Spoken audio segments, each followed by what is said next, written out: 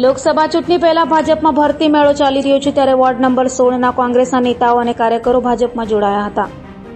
સુરત સહિત રાજ્યભરમાં ભાજપ દ્વારા કોંગ્રેસ અને આમ આદમી પાર્ટીના નેતાઓ અને કાર્યકરોને ભાજપમાં જોડવામાં આવી રહ્યા છે ત્યારે સુરતમાં રાજ્ય શિક્ષણ મંત્રી પ્રફુલ્લ પાનસેરિયાની આગેવાનીમાં યોજાયેલા કાર્યક્રમમાં વોર્ડ નંબર 16ના કોંગ્રેસ પ્રમુખ અને કાર્યકર્તાઓ સહિત 100થી વધુ કોંગ્રેસીઓએ કોંગ્રેસમાંથી રાજીનામું આપી ભાજપમાં જોડાયા હતા। તમામને શિક્ષણ મંત્રીએ આવકાર્યા હતા અને ચૂંટણીમાં ભાજપે જંગી બહુમતીથી જીતાડવા અપીલ પણ કરી હતી।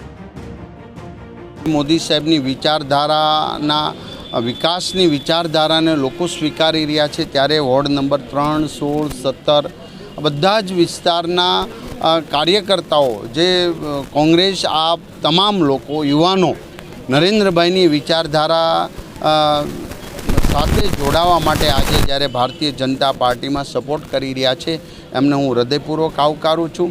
દેશ નવી દિશા તરફ જઈ રહ્યો છે, રાષ્ટ્ર મજબૂત બની રહ્યું છે અને 2047નું ભારત એક સમૃદ્ધ ભારત બની રહ્યું છે ત્યારે તમામ લોકો જ્યારે ભારતીય જનતા પાર્ટી અને નરેન્દ્રભાઈને સહયોગ આપી રહ્યા છે ત્યારે પૂરું ભારત નરેન્દ્રભાઈ મોદી સાહેબનો પરિવાર બની રહ્યો છે।